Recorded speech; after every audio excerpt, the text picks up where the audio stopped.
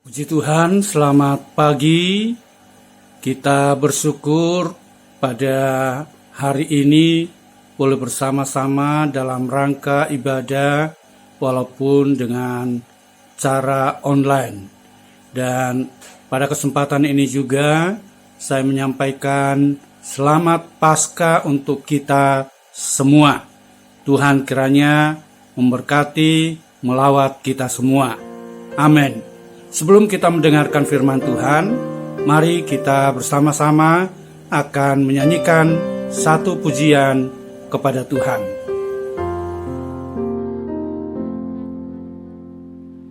Telah kulihat bukti kasih-Mu, Kau menderita gantikanku. Dengan darah-Mu Kau selamatkanku. Kini ku hidup menyenangkan-Mu. Terlalu besar kasih-Mu Bapa, pengorbanan yang Kau berikan bagiku. Terlalu mahal darah-Mu Yesus, tercurah untuk menebus hidupku.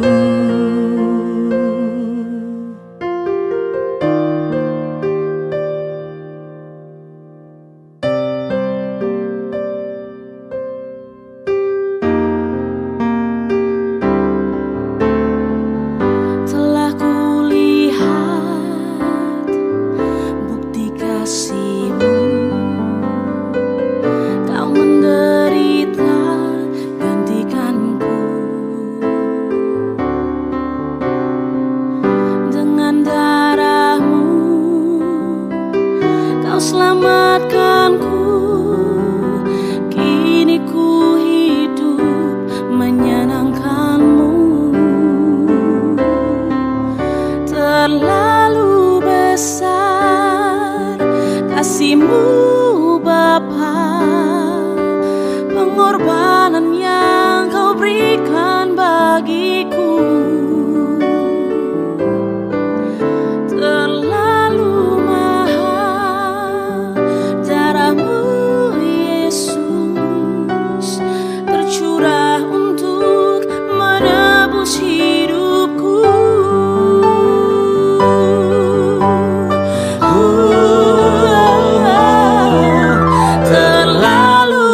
Besar kasih-Mu Bapa, pengorbanan yang Kau berikan bagiku. Terlalu mahal darah-Mu Yesus, tercurah untuk menebus hidupku. Bapa kami ada di surga, kami mengucap syukur dan terima kasih ya Tuhan Yesus untuk kasih setia-Mu, untuk berkat yang sudah Engkau limpahkan pada kami. Kami tahu Tuhan, kalau kami bisa hidup hari ini, itu adalah kemurahan dari Engkau ya Tuhan Yesus. Pagi hari ini kami datang untuk menyerahkan hidup kami. Kami datang ke hadirat-Mu untuk menyembah Engkau ya Tuhan Yesus. Karena kami percaya di mana kami menyembah, kuasa-Mu mengalir dalam hidup kami, kuasa-Mu bekerja dalam hidup kami, sesuatu akan terjadi dalam hidup kami ya Tuhan Yesus. Tuhan Yesus, sebentar kami akan mendengarkan kebenaran firman-Mu ya Tuhan Yesus.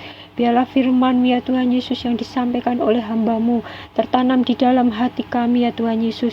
Biarlah firman-Mu itu dapat kami lakukan dalam kehidupan sehari-hari. Karena kami tahu firman-Mu itu yang meneguhkan hati kami, menguatkan hati kami, dan mengubah cara hidup kami ya Tuhan Yesus. Terima kasih ya Tuhan Yesus, urapi hamba-Mu yang akan menyampaikan kebenaran firman-Mu.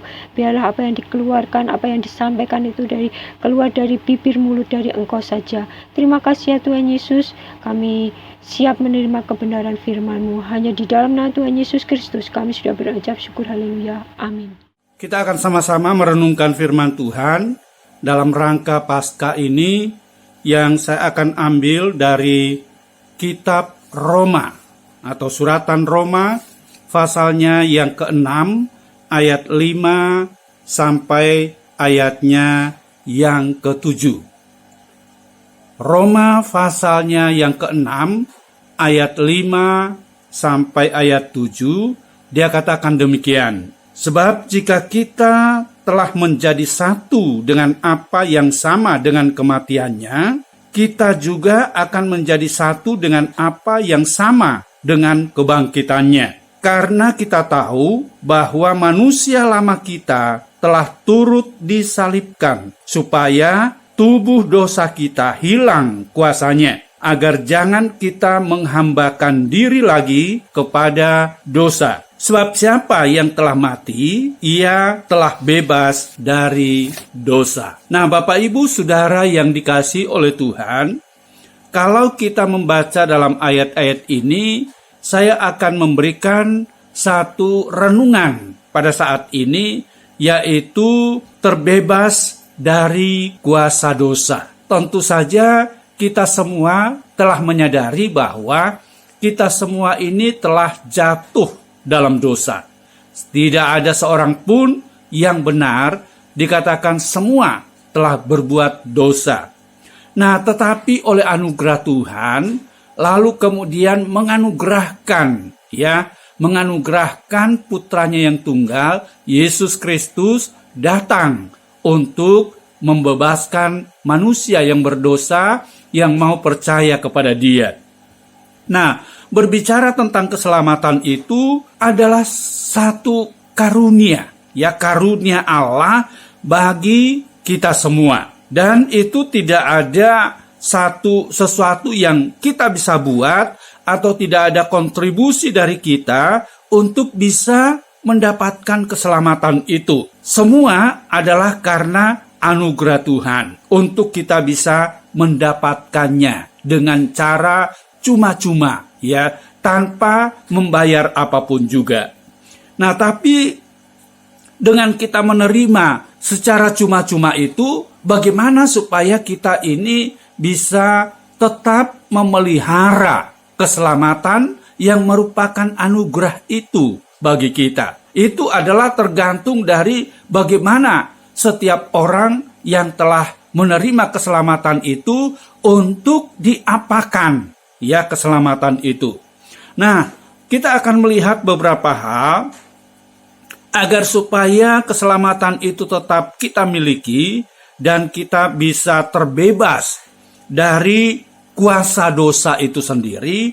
Maka yang pertama yang kita perlu lakukan adalah hargai keselamatan yang Tuhan Yesus sudah kerjakan bagi setiap kita dengan mengampuni setiap salah dan dosa kita. Menghargai nilai keselamatan. Nah, kalau seseorang itu bisa menghargai sebuah keselamatan dan merasa bahwa keselamatan itu sangat-sangat bernilai tinggi dalam dirinya, maka pasti dia akan menghargai dengan cara memelihara keselamatan itu yang Tuhan telah anugerahkan dalam diri kita semua. Tetapi banyak orang yang meremehkan tentang keselamatan itu. Banyak orang yang membiarkan begitu saja. Sampai Paulus katakan dalam suratan Korintus bahwa jangan sampai kita menyia-nyiakan anugerah keselamatan bagi setiap kita. Artinya kalau itu adalah punya nilai yang tinggi, mari kita bersama-sama untuk merawatnya. Mari kita bersama-sama dengan sungguh-sungguh mengerti harga keselamatan itu bagi kita. Tebusan jiwa kita itu harga yang mahal, yaitu oleh darah Yesus sendiri. Dia rela tersalib, dia rela mati, tetapi dia bangkit untuk kita semua. Nah, kita ini masih dalam rangka memiliki natur sebagai orang berdosa, yang bisa saja menyeret kita untuk kembali hidup dalam dosa itu sendiri. Karena kita punya natur dosa itu. Sehingga terkadang orang itu bisa berbuat dosa. Tetapi jangan hidup di dalam dosa itu sendiri. Nah, ini yang pertama. Supaya kita menghargai dengan cara memelihara dan memahami sebuah nilai dari keselamatan itu sendiri. Karena kita diselamatkan tidak dengan membayar, tetapi dengan cuma-cuma. Tetapi bukan berarti dengan cuma-cuma itu lalu kemudian kita meremehkan tentang keselamatan itu sendiri. Yang kedua, bahwa untuk kita bisa terbebas dari kuasa dosa itu sendiri, maka mari kita menjalani sebuah kehidupan yang baru, ya. Dengan kita diselamatkan tadi oleh percaya kepada Yesus menjadi Tuhan dan juru selamat kita. Tetapi tidak hanya sampai di situ. Langkah yang berikut adalah bagaimana kita menjalani hidup ini dalam keadaan situasi yang berubah, ya, dari cara hidup kita yang lama menjadi cara hidup yang baru. Nah, ini membutuhkan sebuah proses. Ya, membutuhkan sebuah proses. Kalau yang pertama itu dengan iman kita dibenarkan, kita diselamatkan.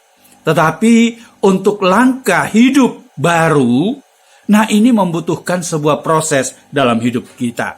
Nah, apa yang Tuhan proses dalam hidup kita menjadi sebuah ciptaan baru di dalam Kristus Yesus. Prosesnya adalah untuk kita dikuduskan, ya, pengudusan. Nah, pengudusan itu kan dia akan berlangsung terus, yang akan memproses rohani kita, hidup kita menjadi sebuah ciptaan baru, lalu kemudian kita ada di dalamnya menjadi orang-orang yang kudus. Sehingga kita ini disebut sebagai orang-orang kudus. Orang-orang kudus. Dan firman Allah katakan, tanpa kekudusan tidak akan mungkin orang bisa berkenan kepada Allah.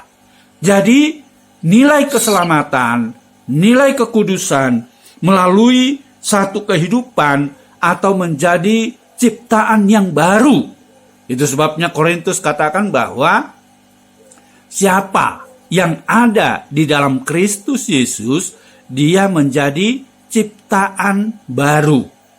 Yang lama sudah berlalu, kemudian yang baru itu telah muncul, dan inilah yang kita hidupi dalam rangka proses untuk kita hidup dalam kekudusan. Saya katakan tadi, natur hidup kita itu adalah dosa. Ya, dosa. Dan bisa saja orang, kenapa ada yang pada akhirnya kembali kepada dosa, kembali kepada dunia, karena natur tadi, kehidupan yang melekat dalam diri manusia, orang berdosa. Tetapi kalau kita bisa mempertahankan nilai keselamatan tadi, lalu kemudian menjadi ciptaan yang baru, hidup yang baru dengan cara hidup dalam prosesnya Tuhan. Nah, di dalam ayat yang kita baca tadi, dikatakan dalam ayat 5 bahwa sebab jika kita telah menjadi satu dengan apa yang sama dengan kematiannya, kita juga akan menjadi satu dengan apa yang sama dengan kebangkitannya. Luar biasa, menyatu dengan Dia akan membawa kita untuk bisa dalam proses hidup dalam kekudusan. Nah, lalu kemudian yang terakhir atau yang ketiga, bahwa selain proses dalam pengudusan itu, maka juga membutuhkan sebuah peperangan dalam diri kita. Untuk apa? Untuk hidup berkemenangan. Nah, itu sebabnya Paulus katakan bahwa kita lebih dari pemenang. Itu artinya bahwa kita sedang ada dalam sebuah peperangan. Peperangan rohani tentunya. Bukan berperang dengan darah dan daging, tetapi peperangan dengan kuasa-kuasa gelap, dengan kuasa-kuasa yang ingin membelokkan, iman kita. Dan peperangan itu akan berlangsung terus. Ya, kita tidak terbebas. Nah, untuk itulah maka Paulus memberikan cara supaya kita menang itu mempergunakan selengkap senjata Allah. Memperlengkapi diri kita supaya di medan pertempuran ini kita menjadi orang-orang yang menang. Ya, itu yang ketiga. Nah, kalau kita dikatakan kita mati, Yesus mati, dan juga bangkit, dan kita bisa menyatu dengan Dia. Nah, ketika kita ada bersama dengan Dia, seperti Paulus katakan di dalam Galatia bahwa hidupnya itu, ya, Galatia pasalnya yang kedua, Galatia pasal 2 ayat 20 dikatakan demikian. Namun aku hidup, tetapi bukan lagi aku sendiri yang hidup, melainkan Kristus yang hidup di dalam aku. Dan hidupku yang kuhidupi sekarang di dalam daging adalah hidup oleh iman dalam Anak Allah yang telah mengasihi aku dan menyerahkan dirinya untuk aku. Paulus katakan hidupku bukannya aku lagi. Bukan lagi untuk dikuasai oleh dosa yang membawa kepada kebinasaan. Tapi dia katakan hidupku adalah Kristus. Nah, inilah yang membuat kita punya daya juang dan hidup dalam kemenangan. Ketika kita adalah milik Kristus, bahwa hidup kita bukan kita lagi. Karena kita sangat lemah, kita bisa mudah terjatuh, tetapi kalau Kristus yang hidup di dalam kita, itulah yang akan memberikan satu kemenangan bagi kita semua. Bahkan kita lihat dalam Filipi juga, Filipi 1 ayat 21, dia katakan begini, karena bagiku hidup adalah Kristus dan mati adalah keuntungan. Ini luar biasa, hidup untuk Kristus. Bahkan mati pun adalah merupakan keuntungan bila itu kita jalani bersama dengan Tuhan, bersama dengan Yesus. Nah, kita kembali kepada Roma pasal yang ke-6 tadi. Ayat 6 dia katakan bahwa karena kita tahu bahwa manusia lama kita telah turut disalibkan supaya tubuh dosa kita hilang kuasanya, agar jangan kita menghambakan diri lagi kepada dosa. Nah, ini adalah sesuatu yang luar biasa, bahwa karena kita tahu bahwa manusia lama kita telah turut disalibkan. Manusia lama. Tubuh dosa itu jangan lagi berkuasa di dalam diri kita yang memperhambakan kita. Secara cepat saja ayat 12 dikatakan, sebab itu hendaklah dosa jangan berkuasa lagi di dalam tubuhmu yang fana, supaya kamu jangan lagi menuruti keinginannya. Tidak lagi mengikuti keinginan dosa. Ada begitu banyak godaan-godaan dosa, tetapi tidak lagi dikuasai oleh dosa itu sendiri. Nah, ini berarti kita punya ketahanan rohani yang baik. Lalu ayat 13 dia katakan, dan janganlah kamu menyerahkan anggota-anggota tubuhmu kepada dosa untuk dipakai sebagai senjata kelaliman. Tetapi serahkanlah dirimu kepada Allah sebagai orang-orang yang dahulu mati, tetapi yang sekarang hidup. Dan serahkanlah anggota-anggota tubuhmu kepada Allah untuk menjadi senjata-senjata kebenaran. Jangan lagi mau menyerahkan tubuh kita, hidup kita, untuk hidup dalam dosa. Sekalipun kita masih bisa tergoda, bahkan kita bisa berdosa, tetapi jangan hidup dalam dosa. Dan dikatakan jangan serahkan tubuhmu kepada dosa itu sendiri, tapi serahkanlah tubuhmu, serahkan hidupmu kepada Allah menjadi senjata-senjata kebenaran untuk memuliakan Tuhan. Nah, Bapak Ibu Saudara, kita bersyukur kepada Dia. Ada kekuatan yang Tuhan berikan bagi kita karena Dia ada menyatu dengan kita. Dan kita akan masuk dalam perjamuan dan siapkan diri kita untuk bersama-sama dalam perjamuan dan nyanyikan satu pujian kepada Tuhan. Hanya Kau Tuhan di hidupku, Kau berikan hidup yang baru.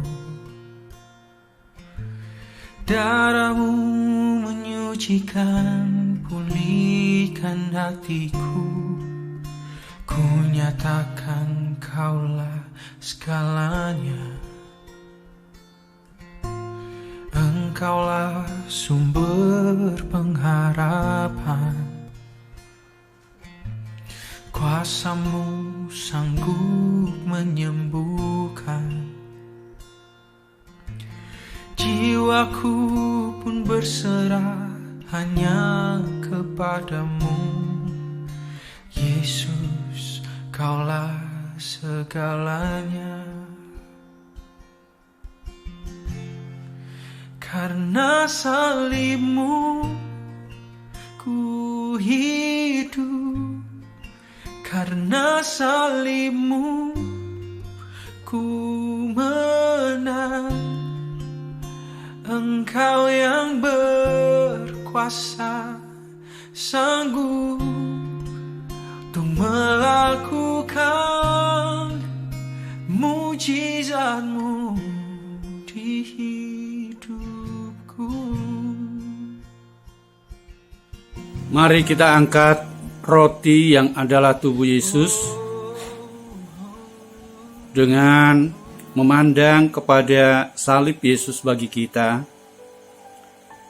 Kita tidak hanya merayakan Paskah itu sendiri, tetapi menjadi perenungan kita. Dan biar saat ini dengan iman kita mempersiapkan diri dalam perjamuan Tuhan. Kita berdoa, terima kasih Tuhan, kuduskan, sucikan kami semua, layakkan kami di dalam menerima tubuh dan darah-Mu, dan berkat-Mu turun atas perjamuan ini. Di dalam nama Tuhan Yesus Kristus, dengarkan firman Tuhan. Dan ketika mereka sedang makan, Yesus mengambil roti, mengucap berkat, memecah-mecahkannya, lalu memberikannya kepada murid-muridnya dan berkata, ambillah, makanlah, inilah tubuhku. Terima kasih Tuhan, kami bersyukur kepada Engkau dan dengan iman kami makan bersama di dalam nama Tuhan Yesus Kristus.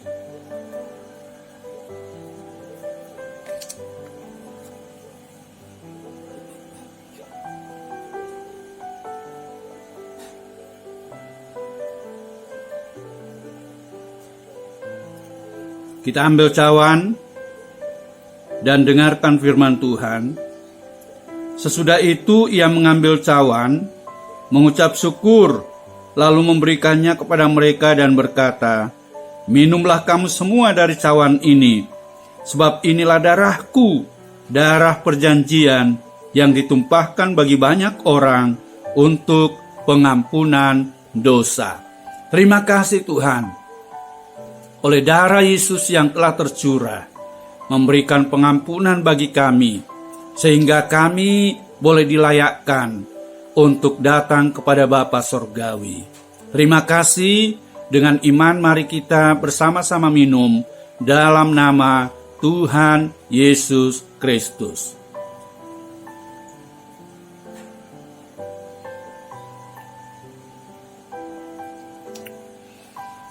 Haleluya.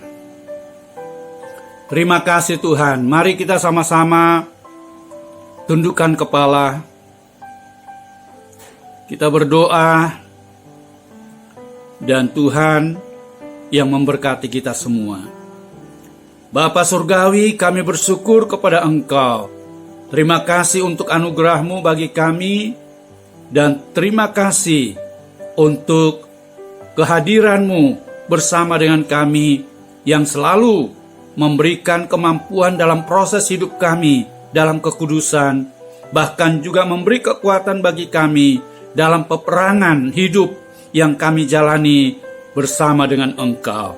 Terima kasih Tuhan, lawat semua umat-Mu, Jemaat Philadelphia Sleman. Tuhan kiranya memberkati yang lemah, yang sakit. Tuhan kiranya Engkau memberkati, menolong mereka, menjamah mereka di dalam nama Tuhan Yesus Kristus. Dalam usaha dan pekerjaan mereka diberkati oleh Tuhan ketika mereka sungguh-sungguh kepada Engkau. Terima kasih Tuhan, memberkati juga bangsa dan negara kami, dan biarlah ketentraman, keamanan bangsa kami adalah juga ketentraman, keamanan kami. Terima kasih, terpujilah bagi Engkau kekal selama-lamanya. Turunkanlah kiranya berkat-Mu atas kami sekalian, dan kami menerima berkat yang melimpah. Di dalam nama Allah Bapa, Putra dan Roh Kudus, dalam nama Tuhan Yesus Kristus. Haleluya. Amin. Tuhan Yesus memberkati kita semua.